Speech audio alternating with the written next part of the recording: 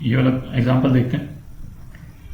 एक बॉल है, उसको प्रोजेक्ट किया 37 डिग्री हॉरिजॉन्टल से, ये 37 डिग्री है, ठीक है।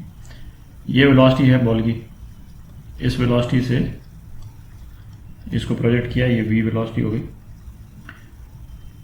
अब ये 1 सेकंड के बाद में टेंजेंशियल और रेडियल एक्सेलरेशन पूछा है बॉल का, और फिर radius of curvature of ball path है इतना, है।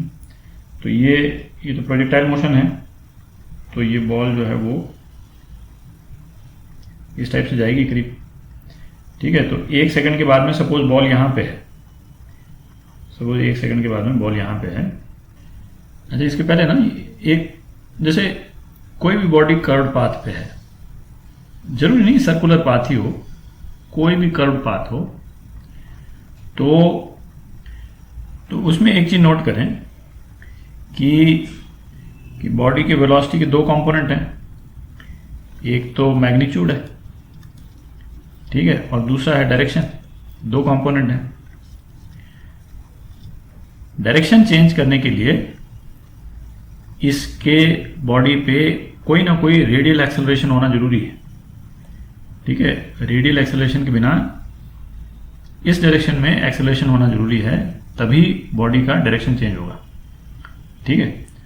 और मैग्नीट्यूड चेंज करने के लिए बॉडी का टेंजेंशियल डायरेक्शन में, ठीक है, यदि इस डायरेक्शन में होगा एक्सेलरेशन, है ना, टेंजेंशियल, तो बॉडी का एक्सेलरेशन इंक्रीज करता चला जाएगा, मतलब ये वेलोसिटी इंक्रीज करती चली जाएगी। और इस डायरेक्शन में है एक्सेलरेशन, टेंजेंशियल एक्सेलरेशन, तो बॉडी की वेलोसिटी कम हो जाएगी, ठीक है। अच्छा, यदि रेडियल एक्सेलरेशन नहीं है तो बॉडी सीधी चली जाएगी, ठीक है। रेडियल एक्सेलरेशन है तभी बॉडी की डायरेक्शन चेंज होता है, ठीक है।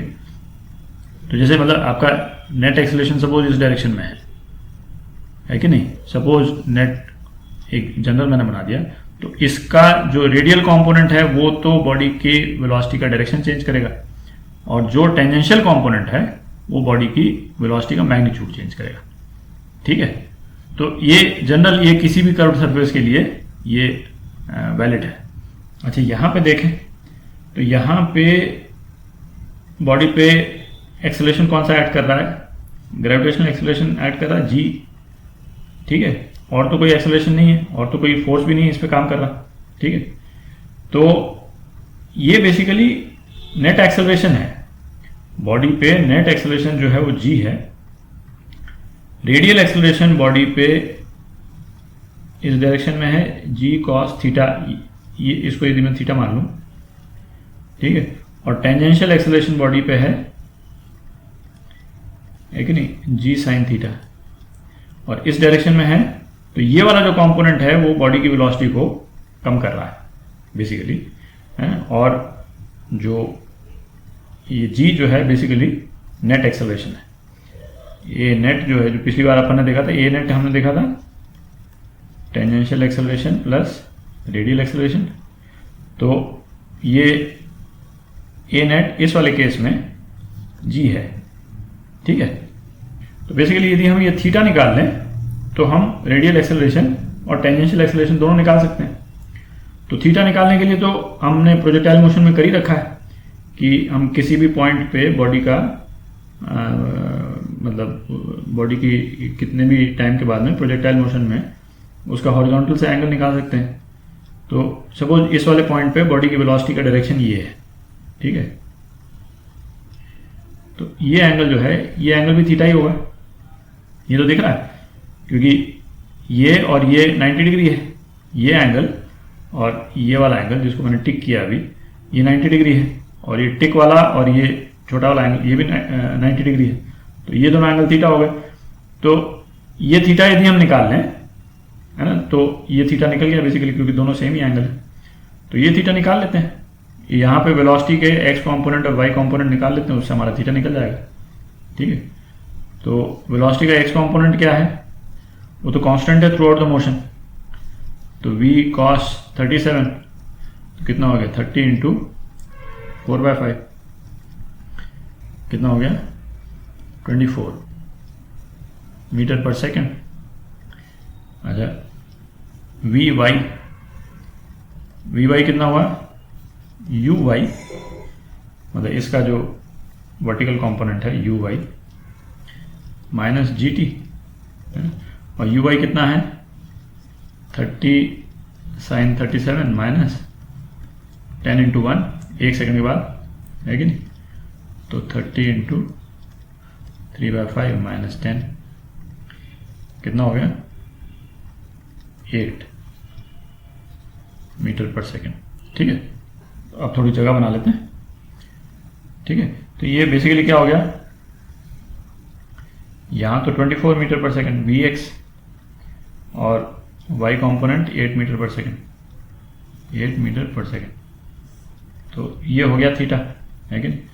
तो tan थीटा कितना है 8/24, 1/3, तो ये हो गया आपका tan इनवर्स 1/3, ये हो गया आपका थीटा। ठीक है,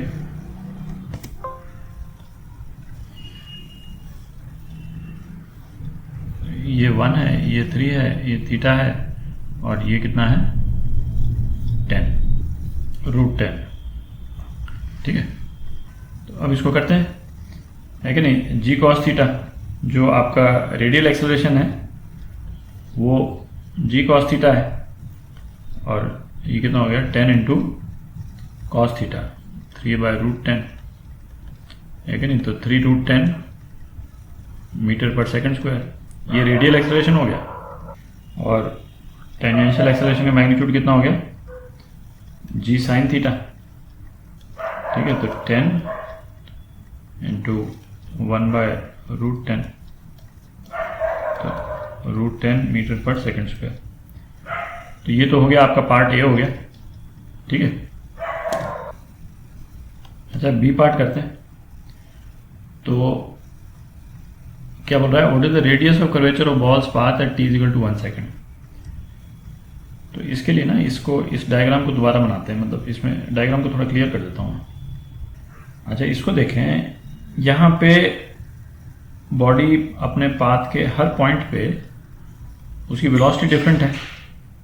ठीक है, वेलोसिटी डिफरेंट है और उसका रेडियल एक्सेलरेशन भी डिफरेंट है कि नहीं। रेडियल एक्सेलरेशन अपना कितना आया था, अपना रेडियल एक्सेलरेशन आया था जी कॉस थीटा। ठीक है, किसी एक जनरल पॉइंट के लिए ये थीटा था और ये जी कॉस थीटा था।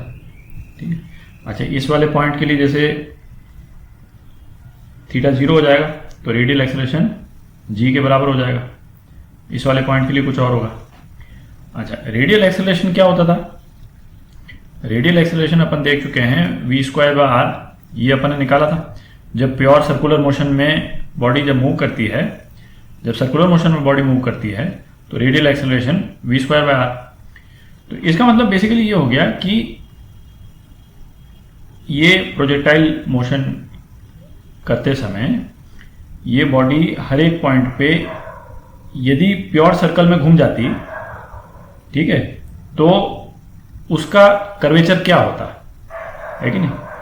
इसका मतलब जैसे इस वाले पॉइंट पे यहां बना देता हूं, वहां यहां तो मैंने जी बना दिया। तो इस वाले पॉइंट पे जो बॉडी की वेलोसिटी है और जो रेडियल एक्सेलरेशन है ना, एक पर्टिकुलर वेलोसिटी है यहाँ पे, इसको v, मैं इसको पॉइंट कौन सा मान लूँ, 0.2 मान लेता हूँ, तो इसको v2 कर देता हूँ, और ये है रेडियल एक्सेलरेशन एट 0.2, है कि नहीं। इसको मैं v3 बोल देता हूँ, ये है रेडियल एक्सेलरेशन एट 0.3। ये दोनों ही वेरी कर रहे हैं, v3 v2 वेरी कर रहा है ना, और रेडियल एक्सेलरेशन वेरी कर रहा है। इसका मतलब ये बॉडी जो है वो यहां पे यदि सर्कुलर मोशन करती तो किस रेडियस से सर्कुलर मोशन करती, ठीक है, ये पूछा है इसमें। यहाँ पे ये जो रेडियस ऑफ कर्वेचर जो पूछा है, हर एक पॉइंट पे बॉडी का रेडियस ऑफ कर्वेचर डिफरेंट है कि नहीं। यहां पे यदि बॉडी प्योर सर्कुलर मोशन करती तो इस वेलोसिटी और इस रेडियल एक्सेलरेशन से, है ना, एक, क्योंकि रेडियस ऑफ कर्वेचर है क्या, रेडियस ऑफ कर्वेचर है v² रेडियल एक्सेलरेशन। तो हर एक वेलोसिटी और रेडियल एक्सेलरेशन एक पर्टिकुलर रेडियस ऑफ कर्वेचर देंगे अपने को। ठीक है। जैसे यहाँ पे है तो यहाँ पे कोई दूसरा साइज का सर्कल बनता है ना, रेडियस वेरी कर जाएगा, ठीक है, डिपेंडिंग ऑन की वेलोसिटी क्या है और ये क्या है। तो इसमें पूछा t इज इक्वल टू 1 पे रेडियस ऑफ कर्वेचर क्या है, ये यहाँ बगल में लिख लिया, radius of curvature v square by A R, ठीक है। तो radial acceleration at t is equal to 1 second, t is equal to 1 second, ये तो अभी अपन ने निकाला 3√10 मीटर पर सेकेंड स्क्वायर, ठीक है। अच्छा, velocity at t is equal to 1, ये क्या हो जाएगा, √vx square plus vy square, ठीक है।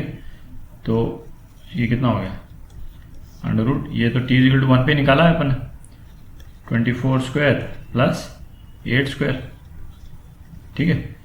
तो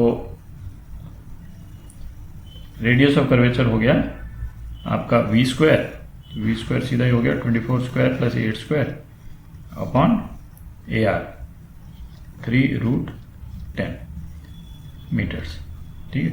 ये जो भी वैल्यू आए, ये तो वैल्यू तो आप कैलकुलेट कर ही सकते हैं, इसमें हम नहीं जा रहे हैं, ये आपका आंसर हो गया, ठीक है।